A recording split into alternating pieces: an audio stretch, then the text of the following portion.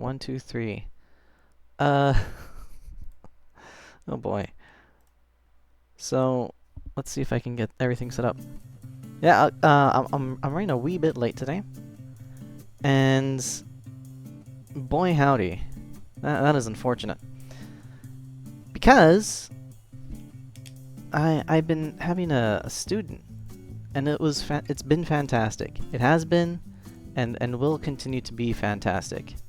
However, the student I have is busy this week and next week, so that scheduled tutoring is a bit on pause, which is fine, because now that means that if anyone else wants help with math or any kind of other tutoring, hey, I have availability, and that availability is nowish. I should figure out how to put this in like a schedule thing, so then it's like, you know, very regular, right? So then people will know, okay, well, I already have a student that I have scheduled on certain days, and then I am free to help any live viewers on other days. Let's close that. Shoot. I think, but now now I'm kind of scrambling. So let's get this party started. Was it session number 30? All right. So please don't mind me while I very quickly try to get things organized and all together. This is a challenge I can't help. I'm not sure. Well, oh gosh, I don't even know. I didn't even have a boilerplate lesson to go over for today. You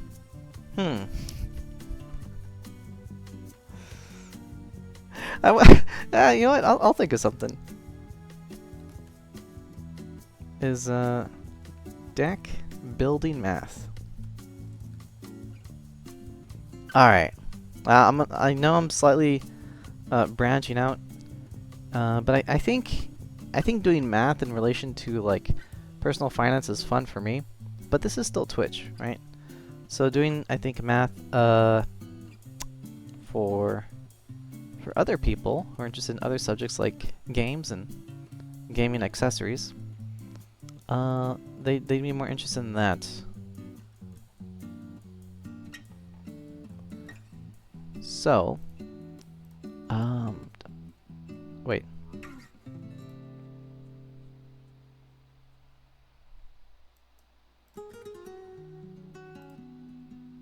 I'm hearing double. I had my own stream open. Ah, so that's who my one viewer was. It was me, all along. Ah, okay, that explains it. I am the one viewer. Okay. Pardon me for just a wee bit. Right now I'm trying to get my things together, advertise, let random strangers know that I exist.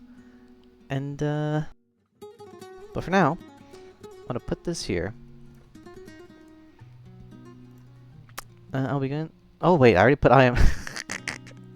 I included a little bit of extra text. All right. Well, that's my boilerplate beginning. I'll be going live. Yeah, I need to fix that.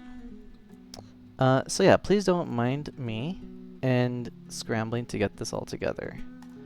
But yeah, I do think that today, as I was saying, personal finance math, that can be fun, right? I like it. I enjoy it. But that's not for everyone. Particularly if you don't have finances to do math with. I mean, you know, maybe you could help friends and family, or budget for the future. Let's see. But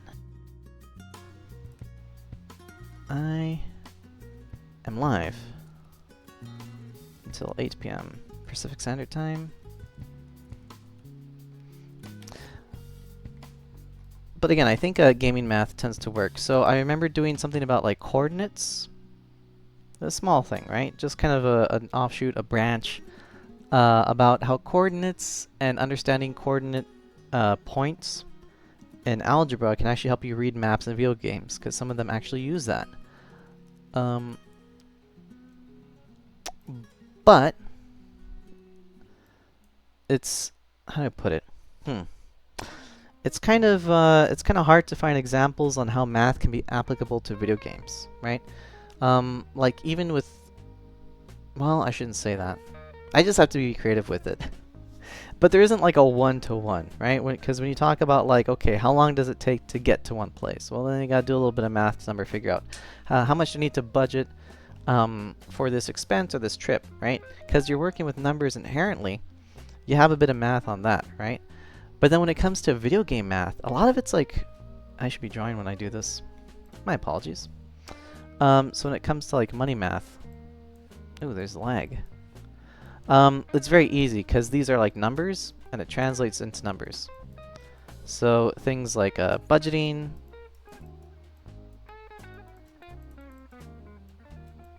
it's very clear and easy, right?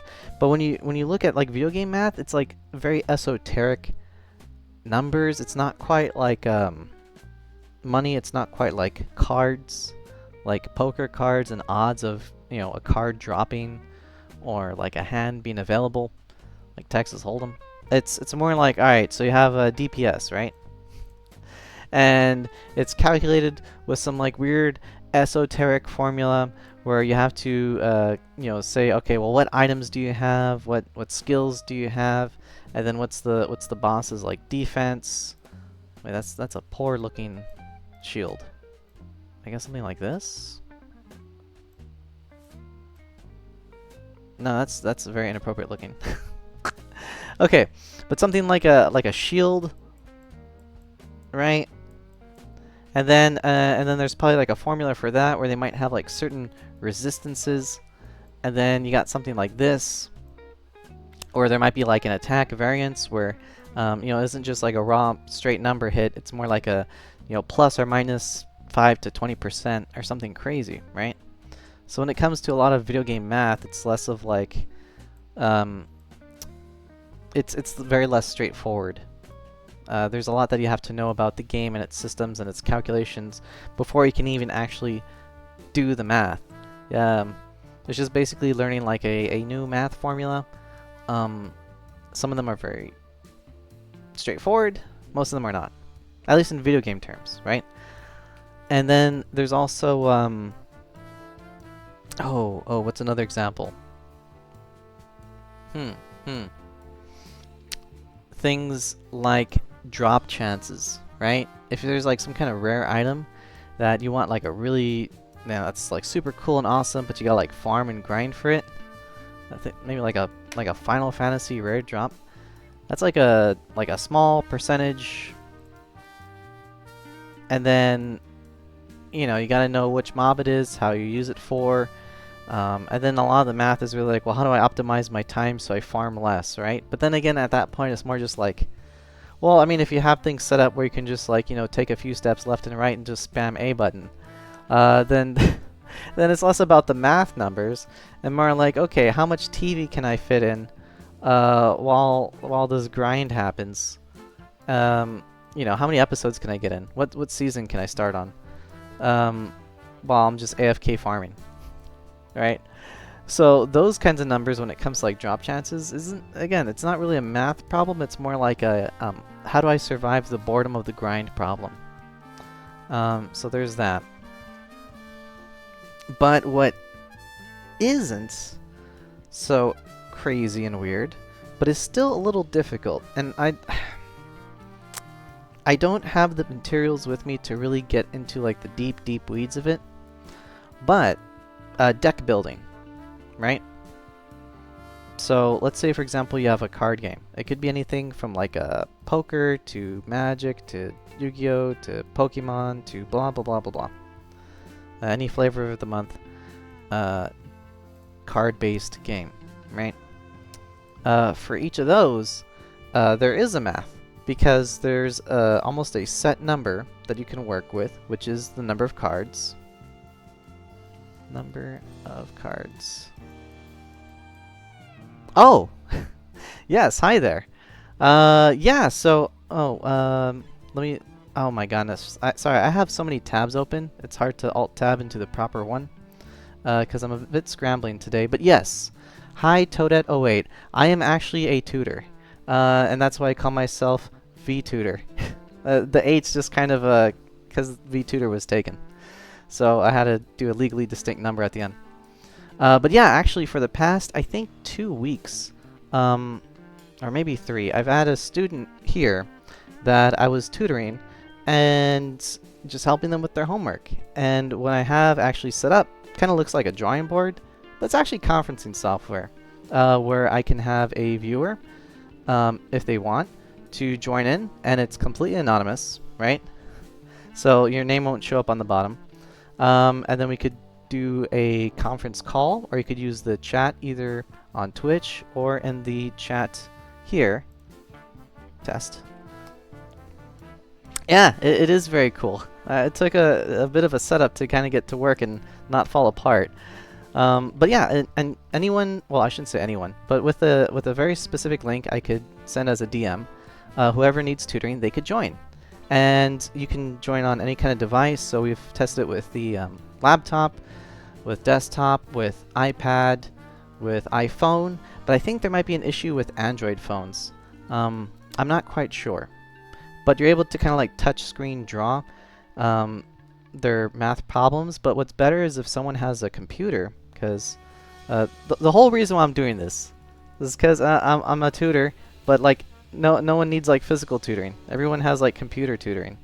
And so because everyone's on their computer and they have their computer homework, I'm like, well, why not just go to them, right? And so then they could actually like well, not screen share, but they could like copy paste homework. Oh, thank you. I really appreciate it. Yes. It's the software that's amazing. I'm just kind of here. But thank you very much. I appreciate that compliment. But yeah, so since people do their homework on the computer, they can copy and paste or take screenshots of their homework, put it on here, and actually I could pull up a board. Let's see. Oh yeah, here's an example. Just to kind of show. Right? So they're able to take this person didn't have this homework on the computer, it was on paper. So they're able to just kind of take a photo, and then both they and I were able to kind of draw on it and kind of work the problems out together, talk in real time, one-on-one tutoring. And the best thing is that this whole spiel, this whole gig is totally free, right? I'm not doing this for the ad revenue. I'm not doing this to get like paid per basis. You know, there's a tip thing, but right now I'm just trying to get known. So all of it's just as people show up. And yeah, we have boards set up, so if there's any kind of homework you want, you have access to it even after the fact. How long have I been streaming? That is a fantastic question. I should know that. I don't know exactly how long, but I know the date. It was in August of last year, during the start of the school session. So that's how long I've been doing it. Now, the reason why it's still kind of, this is underground. Yeah, well, it's because I only do it once a week, right? So I only do this every Tuesday from 7 to 8 p.m. It's very limited because the thing that isn't free is my schedule. I'm kind of busy all the time, yeah. And but the nice thing is that because I'm pacing myself on this, I'm not in a rush to get like a whole bunch of people here. I'm also trying not to burn myself out because I mean I can only talk about like personal finance and math and algebra formulas for so many hours a day. I do it enough. So you know, just to start, I'm doing this for about an hour a week since August. So this is session number 30. So about 30 times I've been streaming. Yeah, so there's that.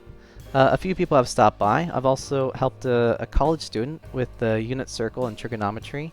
Some teachers have came by and they said they like what I do. Math get me crazy, like in a bad way. I'm getting pretty. Hey, all right. Well, if you want to, oh, I hope I get more better.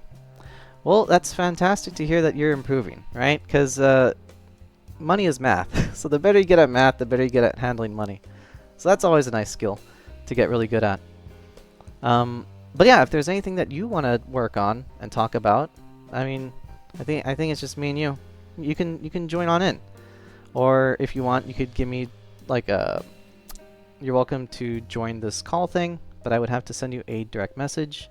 And again, it's an invitation, right? You could say no. That's totally fine, right? You could just be a viewer, and you could just hear me rambling about what I was rambling about before, which was whatchamacallit, the math on deck building.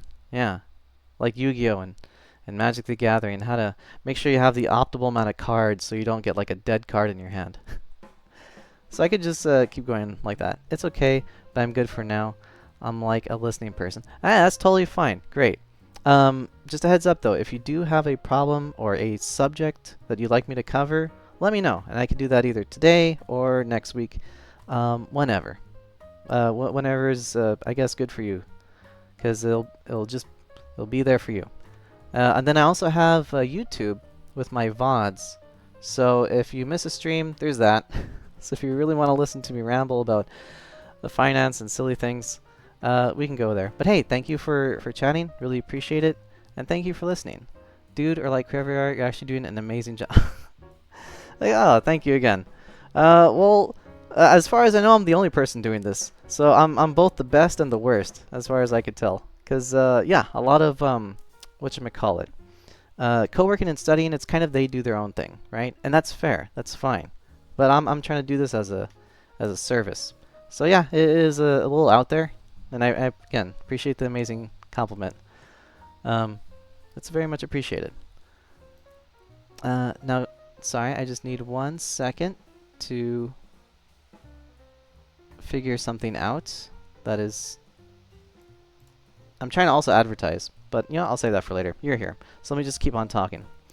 So, deck building math. Wow, how fantastic is that? And as I was saying before, you know, math for budgeting and money, it kind of lines up one-to-one, right? Yeah, if you budget for certain dollars, that's basic algebra. You can kind of, you know, if you're good at one, you're probably good at the other, and it nicely lines up. Math for video games, when it comes to a lot of like RPGs with like things like DPS, that's a lot more difficult, because then you have like these variables, you have attack stats, you have defense stats, you have attack and defense formulas, and it's kind of esoteric and really depends on the game itself. And usually there's someone else that did the math, and then you can just look at a wiki and look it up, right? And then when it comes to other math in video games, like a rare drop formula, it's less of like a percent of how many times you need to grind. It's more just like, how do you solve the boredom? You know, how many TV shows can you fit when trying to do that grind? But another thing, another type of game altogether, bit different from video games, although there are card-based video games, is the math. Oh, I feel like giving public comments like it's my job, especially on dragging you for the original topic. My fault if I do. I'm like, oh, hey, that's totally fine. I appreciate it. It's very warm. It's very honest. Very heartfelt. So yeah, compliments are nice. You know what? Thank you for thanking me. Hey, how about that? And then we could just kind of keep going in a circle if you want. But yeah, so the math for the number of cards in a deck for deck building card games is kind of nice. Now, yeah, there's poker, but poker is a bit more, I guess, I shouldn't say solved, but it's more like, you know, if you watch... Oh. Oh, another chatter. Hey, welcome. So I got Alt-Tab. CK04. Thank you both for thanking each other. Well, hey, thank you for thanking us all. That's funny. Wow, what a bunch of positivity. I'm just waiting for the other shoe to drop and someone to just like make it like a whole thing where everyone's just thanking each other all stream. That'll be funny. Heck, we could even make this a Thanksgiving special. But for now, as I was saying, for games like poker, it's kind of easy. We're all thanking people. Yeah, very true. Very good vibes. Very chill. Okay, I'm terrible at drawing, but I'm gonna draw anyways.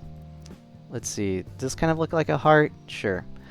So for things like poker, it's the math in a sense is solved in that if you want something like I don't know. I I guess World Series of Poker, they kind of have like the percent formula where you just almost look at, you know, 2 cards that a person has, and they'll say, okay, now we're going to do some instant math calculating the formula for, let's do like 3s and 4. We're going to do a formula for figuring out what are the odds of this hand being a winning hand based on what this guy has, the other cards that the other players have, and then as the cards get pulled out and played, you know, then they recalculate the formula, right? I'm going to give you a follow, pretty amazing person. Oh, hey, well, thank you again. Well, again, I appreciate the follow. It's always welcome. And yeah, that's very cool. You're always welcome to come by. And again, this is like every Tuesday at like 7 p.m. Pacific Standard Time. Pretty late, 10 p.m. Eastern Standard Time. But yeah, I think of it almost like a TV show where it's going to be every week, very chill, different people, different subjects. So you're always welcome to come by. And hopefully it doesn't interfere with your other regularly scheduled activities on Tuesday nights. Okay, so for poker, you know, they calculate the odds as it goes. And in that sense, it's not really what you as a viewer need to know. It just kind of adds like hype. And if you're going to play the game of poker, then there's other strategies that aren't quite appreciated, like counting cards. So I wouldn't recommend that. But you know, it's less about what actually you have. Because again, with poker, it's not quite the same kind of game where it's just, okay, I have this statistical probability of getting this, I'm gonna win or I'm gonna lose, right? It's not like something like Magic, right, where you get like a bunch of lands, just like 5 straight lands. What's an easy mana symbol to draw? Like the sun? Sure. Oh, yeah, of course. Well, hey, thank you for coming by. I always appreciate it, and I hope you have a good one. Yeah, that's nice. Oh, whoops. So in Magic, you know, there is a winning, but it's not on bluff like a win, right? Because with things like poker, you have the extra element of reading the room, bluffing, kind of playing like playing with the chips and how much the ante is. You know, there's all these other elements that aren't strictly math, that is more about playing the player than actually playing the game.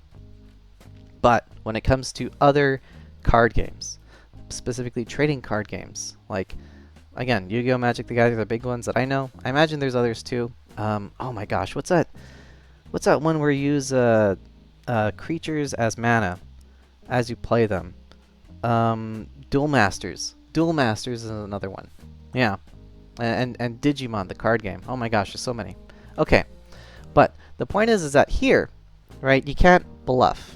Here, you can't farm for rare drops, right? Here, it's something where you can statistically have a winning hand in hand, either through in whole, like all 5 pieces of Exodia, or in part, and that maybe you have 5 different things that kind of work and flow into other things, and it works better. So it's less about how well you can play other players, in a sense. I mean, I guess with Commander, there's like politics. Yeah, there's that. But here I'm talking about just the strict act of deck building, right? How often can you build your deck where as you have your hand, as you have your draws, what is the significance of the numbers of things you have? Now, I believe, I'm assuming, could be wrong, right? Totally wrong. But I'm assuming that Magic the Gathering is more popular than Yu-Gi-Oh! However, Yu-Gi-Oh! Has easier numbers to work with, so I'm going with that. And the reason why is because with Magic the Gathering, there is actually an extra element, which is mana. And the mana system means that, you know, there is, how do I put it? So when you draw your first hand, right, in your deck, it's like, what, 5 cards? Is it 5 or 7? It's been a while since I played. Please forgive me. I'm gonna assume it's 7. Could be wrong. But then there's just a number of, okay, in your starting hand, you know, how many cards can you get and be good? That's a poor drawing. I shouldn't do that. How many starting hands can you get and be good, right? But then after that, there isn't really much of a math to be played with on, you know, subsequent draws, subsequent turns, in the sense that you can draw bricks really, really, really bad. You can draw 5 lands, and then for the next, you know, like, I don't know, 2, 3, 4 turns, you could just draw 5 more lands, right? Just over and over and over again. It's just bad luck after bad luck.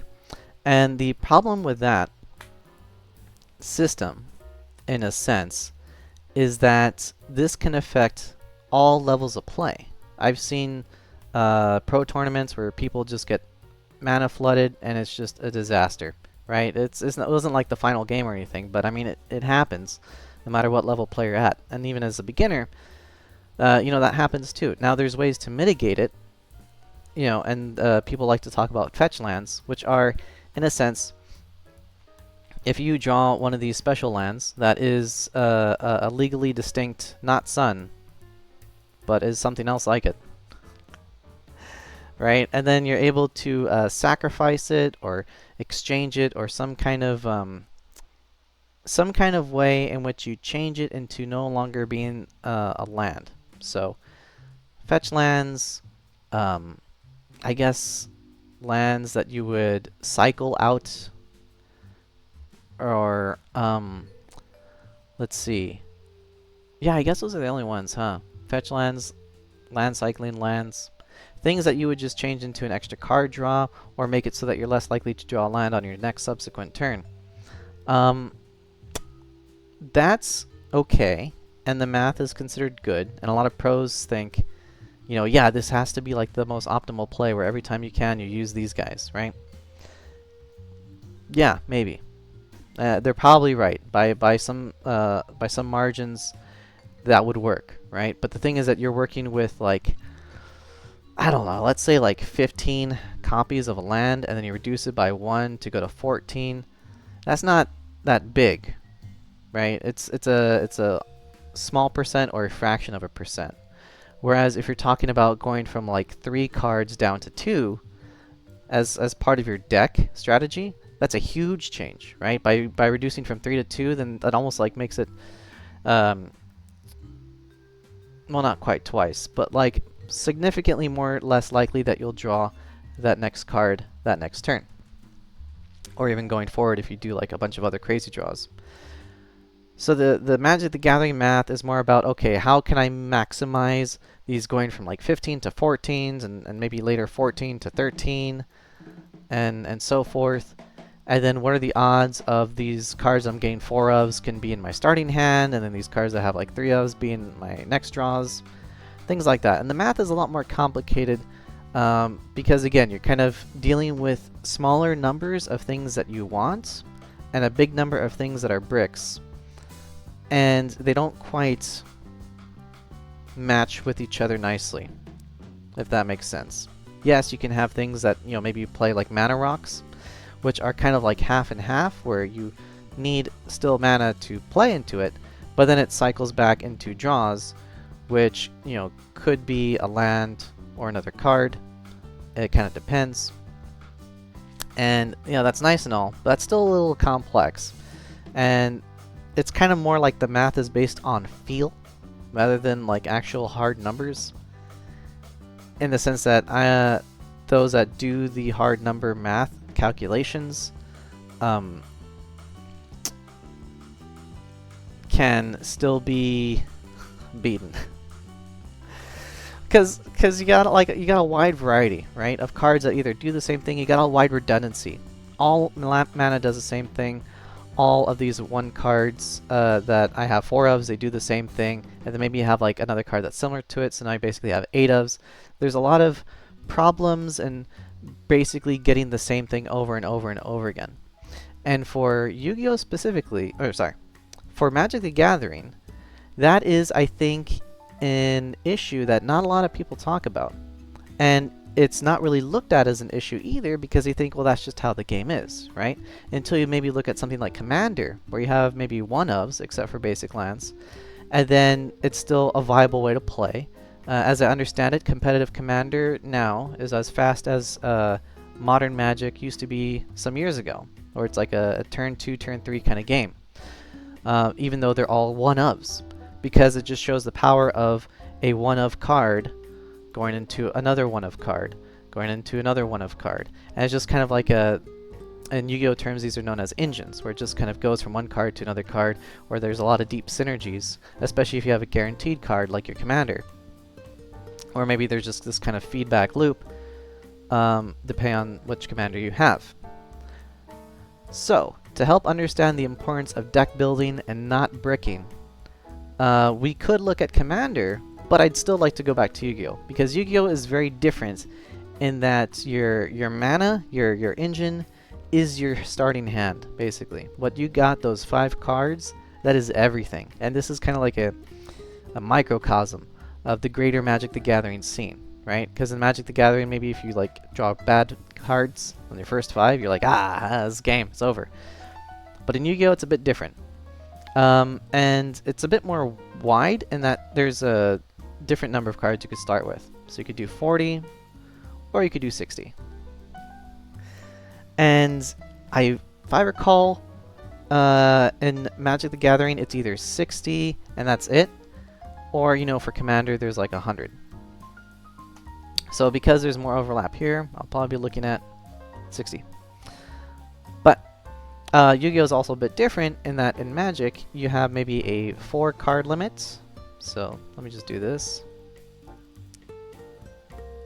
4 copies. And in Yu-Gi-Oh! You have... yeah, this is a good format. Okay, both. Yu-Gi-Oh! Has 40, and it has 3 ofs. And, you know, again, these are scales, right? It's not actually, it's a hard limit to how many copies you can have. But even though, you know, it can be said, okay, you have like 4 ofs in Magic and 3 ofs in Yu-Gi-Oh! In both, you actually have 1, 2, 3. You can choose. You can either have 1 ofs, you could have 2 ofs, you could have 3 ofs. And again, I think that's a bit ignored because you normally in these games you think of, okay, I want consistency. I want to get this card in my first hand at all costs, right? And in Magic that is less punished because maybe you might draw extra mana, or maybe you might draw less mana. And so having that like maybe 1 cost card that you really want, and then you have like 3 or 4 other dead cards in your hand, but you have 1 mana and you have this card, and then you could start going from there, right? Kind of. And that's probably worth it. But in Yu-Gi-Oh! Each card in your hand is a resource. You cannot simply have dead cards in your hand, because a dead card, a redundant card, or a duplicate card, it basically shrinks your hand size to less than the opponent's, functionally.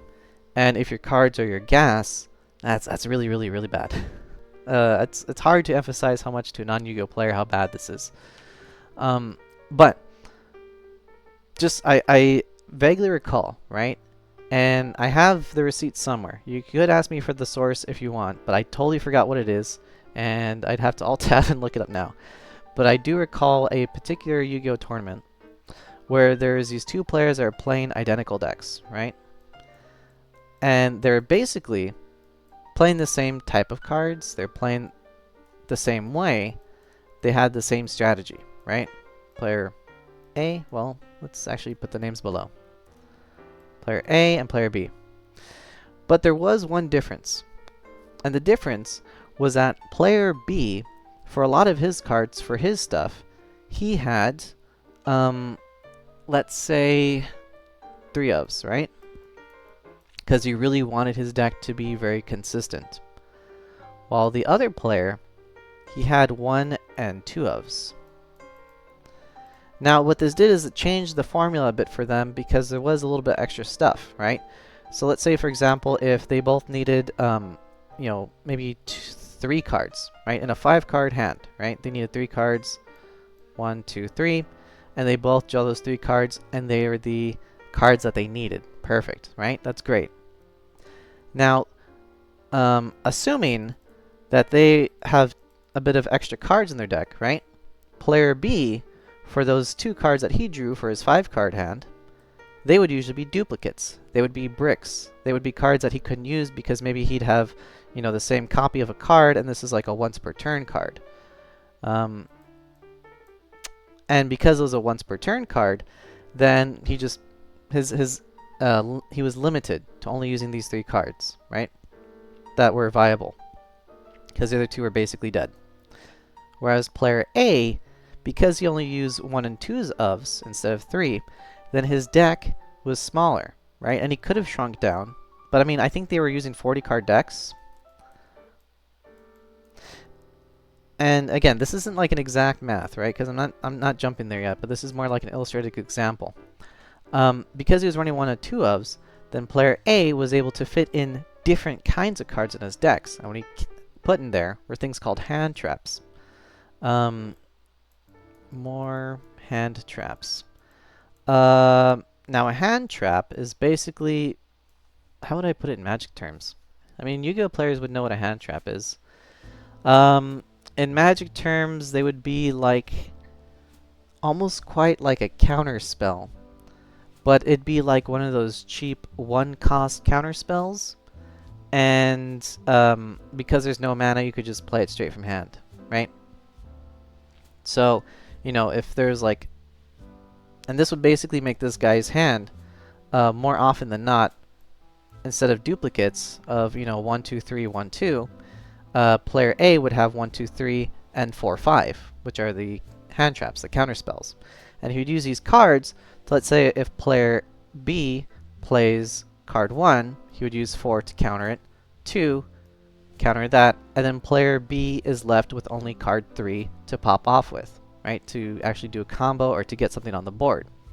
Well, now player A, because it's his next turn, and assuming player B was turn 1, he has his full set of 1, 2, 3, and he gets a draw.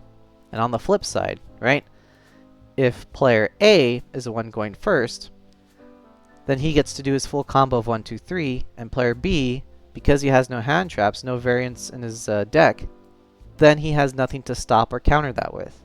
So in all examples of getting those extra cards that are outside the main combo, player B would more often than not draw bricks and lose, and player A would more often than not draw extra cards that have interactions or counters with, which stifle the opponent's play. Even if he doesn't get, you know, a set up a perfect board on turn 2 during the opponent's turn, he could, you know, counter what they're trying to build, and then he has a next turn able to kind of come back or continue with other cards that maybe just once per turn, or, you know, do well with his next draw. So, in this kind of very poorly evidenced, but I'm telling you it's true example, it's better to have more variety in your deck, and when it comes to deck building, and, you know, more a lesser number of cards than to be super consistent, at least for at least for Yu-Gi-Oh, than to have like a super consistent, or what they like to call hyper consistent, where everything's just all 3 of copies of the same thing over and over and over again.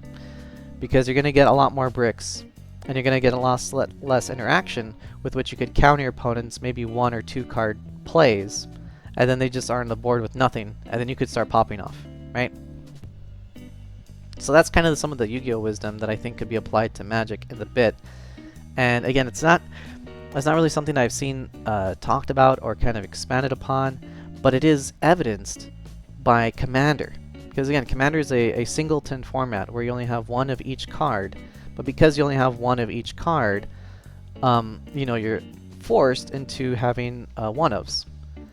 But, you know, your deck, if you play enough games, you'll see that, okay, well, if I find enough cards that synergize or have this good thing, then maybe they don't perfectly play in the exact same way each time and with each game, but they kind of have similar effects. Or maybe if I'm able to do my effect A, then this card just dies and I'm done. Or if the opponent stops it, then maybe they have a graveyard effect, where then they can continue on because it's a strictly better version of that same kind of card. But it's still a bit different, if that makes sense. Yeah, a bit rambly, but now let's start going into the math. Now, I will admit, I'm not fully prepared for this lesson, so there's definitely going to be a part 2 next week. But for part 1, I just kind of wanted to cover this kind of generic outline of, you know, opening your mind as a card game player to maybe just having 1s and 2-ofs and your kind of decks, so you could have more variety. Now for, I think next week I'll be better prepared, but it'll be something called, is it hypogeometric calculations? Hold on, here's where I need to bust out the Google. Hypergeometric calculator.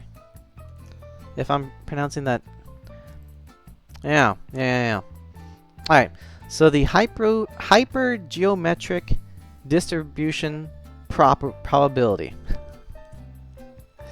It is a super high level math that teaches you how likely you are to draw a card in a certain, you know, size deck, right?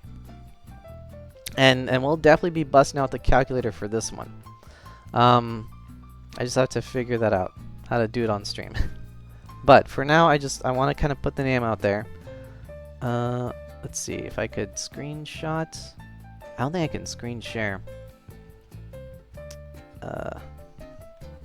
Again, forgive me. I'm a bit, as they say, unk. Okay. Does this paste the appropriate thing? Yes, it does. The hypergeometric distribution probability calculator. We'll use that next time. But what that does is basically say, okay, within a certain sample size of your deck, right? From 0 cards to like 60 cards. And you're looking for a card that is a 3 of. What are the odds of drawing it, right? And assuming you haven't drawn it yet. So in a 60 card deck, you know, the odds of drawing the card that you're looking for, if you haven't drawn any, or sorry, if you haven't drawn any cards yet, right, the odds of drawing it as is up to here or something, right? Again, very, very loose right now, because I'm not going to get into the weeds of it quite yet. Oh, how do I move this thing? I cannot grab it? Oh, there we go. Alright, and then let's say you only have like 1 card left, right? And you're still looking to see if you are going to draw one of these 3-ofs, and again, assuming that we drew the other 2, but we haven't drawn the last one yet, the percent is probably going to be like 100%, because it's the last card on the bottom of your deck, right? Or heck, even like 1-ofs, right? That'd make more sense. So if it's the bottom card of your deck and you haven't drawn it yet, there's like a 100% chance you're going to draw that 1-of. If it is a 60 card deck and you have not drawn any cards yet, there's a very, very low chance you're going to draw that 1-of, right? And it's basically like a scale that kind of goes and goes like this, depending on how many cards left are remaining in the deck. And it goes up and up and up if you have not drawn it yet. Now, it seems okay on the surface, like, alright, so what? That kind of makes sense. In that, you know, why is it so important to kind of calculate the odds of drawing a card I have not drawn it? Well, because this is an example of just getting a 1-of, right? This is like the I win button in your deck. But because cards aren't quite like an island, cards can draw other cards in Yu-Gi-Oh!, which is a bit different from Magic. But also quite the same. So say, for example, if you have something like, oh, I forgot what the card is. But it's basically like, you pay 2 mana, right? Grizzly Salvage, that's what it is. It's pay 2 mana, you mill 4. And then from that 4, you get to pick one if it's of a certain type, right? Very cool card. I like it. Now, if you're looking at your deck and you're thinking, okay, it's mill 4, pick 1, what are the odds that the one I'm going to mill is of the type of card that I can get, or the type of card that I exactly need at this moment in time? So, the calculator will kind of help with that, because basically this card you're paying mana to go from one card into another card. So you're chaining and going from one card to another card. In Magic terms, I think this would be called fetching. Sometimes you can fetch more directly with like a sack land, where you have one land.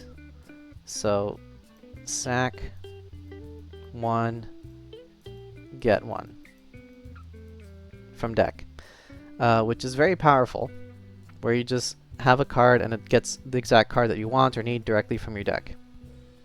It goes from 1 to 1, right? And in Magic, I think this mechanic is understood as important, understood as deck thinning and valuable, but there isn't a lot of ways in which it can be like go on and on and on and on. But it can, if you're creative enough, right? You can go from, let's say, a sack land into a dual land, which has both can play two colors, or I guess a shock. Well, I mean, let's say dual land, right? That's easy to understand. Dual land, the old dual lands. So you go from a sack land into a dual land, and then from the dual land you go into a 1-mana creature, and the 1-mana creature goes into something that like I don't know, when Surveil, I guess. I forgot which card. No, is there a 1-mana card that does Surveil? I'm gonna assume there is. I don't know if there is, but I'm gonna assume, right? So you go from one card, sack land, into dual land, into a 1/1 that has Surveil as an on play, right? And normally these things are like on attack or whatever. But let's assume an on play, or even if it's just a spell, right? If it's the spell that does Surveil for 1 mana, Surveil 1, fine. Then you mill 1, and then you get a scry. You get a look at the top card of your live. Oh wait, how does Surveil work? I forget. Sorry, I'm used to older mechanics. Surveil, Magic the Gathering. Okay. Look at the number of cards in the library, and you can put them in the graveyard or back on the top, right? Okay, perfect. That's exactly what I want. It's milling. Alright, so then you go from this guy to looking at the top card of your library, and then now this card's in the GY. So you basically have a 4-card combo to get 1 card from the top of your library into the graveyard. You mill yourself 1. That doesn't really seem, okay, well this is a game-winning strat, the board's already set, I win, right? Unless it's Gravecrawler. Then if you put Gravecrawler in the graveyard, I believe you can play it from the graveyard. And then not only do you have a card you can consistently play from the graveyard, but then you can also like draw a different card that isn't Gravecrawler next turn, so you don't have to hardcast it. I mean, you kind of are, but you know, it's maybe it could be another mana, right? Something that you need. And so these little things in Magic and Yu-Gi-Oh terms are called engines. And engines is basically the ability to go from one card to get another card to get another card to get another card, right? And they usually go from card in your deck, in your deck, in your deck. So it's deck thinning, which is great, and which both, you know, I think game communities understand is really important. Because when you deck thin, all of a sudden, you know, this number starts rapidly going, right? So you drew 5 cards. Oh, jeez, I forget if Magic's 7. I keep assuming it's 7. I'm going to assume it's 7. But I could be wrong. So you went from like 5 to like 53. And then, you know, assuming this is like a scale, and you're trying to get that 1 of, because that's like your I win button. Then you went into a fetch land to 52, into a... you went from your fetch land to dual land, so that goes to 52. And then you surveilled and milled, and that goes down to 51, right? And if you're able to pull this off turn after turn after turn, then you're going to scoot your odds pretty quickly to like really high to gain that, you know, I win button. Now, now of course there's an easier way if you have cards with tutoring, right? Tutoring in Magic and tutoring in Yu-Gi-Oh means that you get the card you want exactly from your deck. You just find it and you get it, and you have your I win button in your hand, right? Cool, that's great, fantastic. But sometimes you might get a hand where either you have the pieces that you need to get to your tutor in the first place, so maybe you need to work your way up to getting the tutor by turn 2. Or maybe you need to have your deck built such that you can more consistently get the right tutors, so you tutor into a tutor, and then that second tutor gets you into the card, right? And so that's basically just like a shorter version of the same concept where you go from one card to another card to another card, but it's directly to the one you want. But that's still the same idea, in essence, where you're going from one to another to another to another. You're tutoring into new cards. And in Yu-Gi-Oh!, now to talk a little bit about that, you know, since there is no mana system, every card in your hand is kind of like a tutor. Kind of. It is a card that goes into another card that goes into another to another to another to another, right? And really it's less about the ability for one card to go to one card to go to one card. And Yu-Gi-Oh! It's more about exploring hands and board states where you go from one card to one card that's actually two cards, and then these two cards go into one card into one card, and then it just keeps kind of going and going, and then you realize, oh my goodness, I'm playing against tier elements. And then they have like a full board and a full hand, right? It's like some kind of crazy board setup where just like everything is all cards in their hand, and you kind of don't know what to do. Yeah, that happens. But whether or not that is, you know, liked, doesn't matter the fact that it's effective for illustrating these examples, in that you go from one to another to another to another, but also branches off into others and others. And these are what are known as engines. Engines is the ability from having one card go through your deck to play out your cards and your combos. And you could do a lot of this on like one turn, right? So Yu-Gi-Oh! Is basically a one turn kind of game. It's like, oh my gosh, what's that? Vintage? Is that what it's called? I forgot. Vintage Magic format? I think it's Vintage. Where you can play things like Black Lotus, right? And you can play things like Force of Will. And you could like build a deck around that. It's not like Commander where it's just like one-ofs, right? So then you'd have like one card that goes into another to another to another until you have like a winning board state or a winning hand, or you just, you know, completely decimate your opponent's chances of winning. Something crazy, right? It's more like Vintage. And Vintage is still like a game. People still play it. People still like it.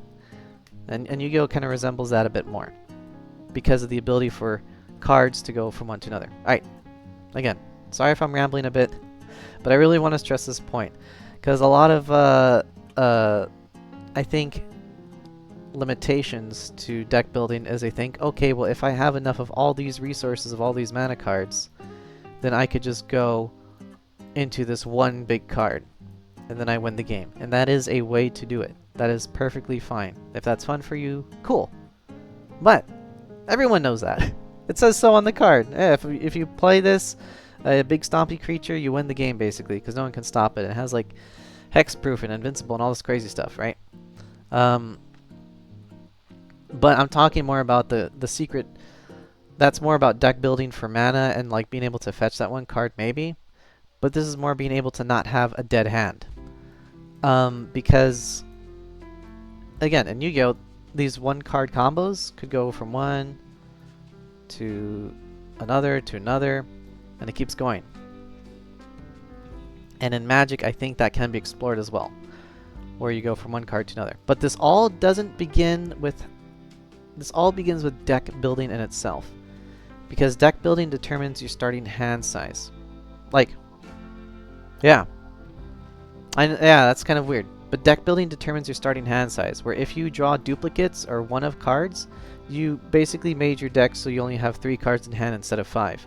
Where if you deck build with a lot of variety, with a lot of different cards, that can go from one to another to another to another, and then those split off into other things, right? Then all of a sudden you can go from like a 5-card hand with 2 counter spells into a 7 or 8-card hand and a nice full board. Yeah, again, a little vague. Apologies, but it's a real thing.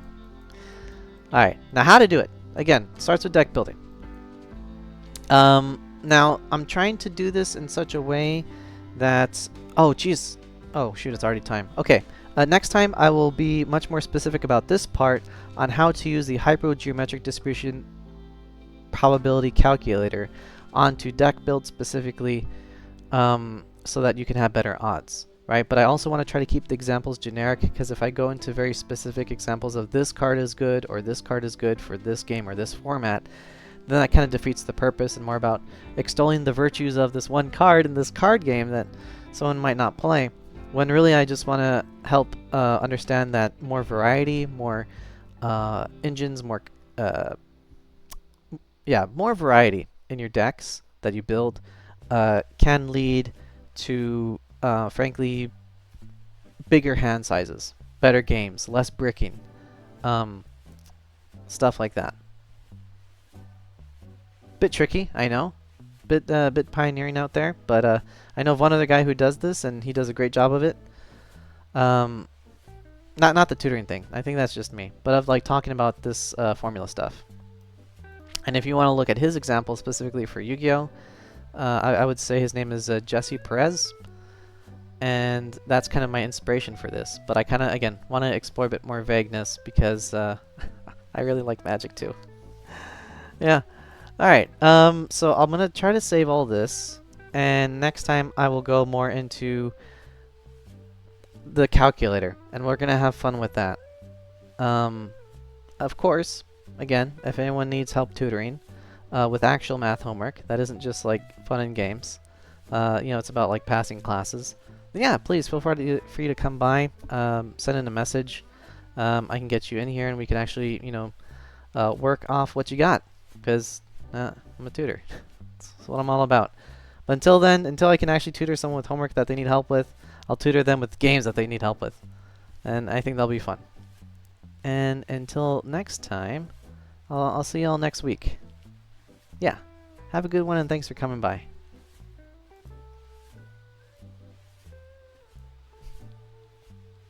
Yeah, thank you for coming by. CK-_04.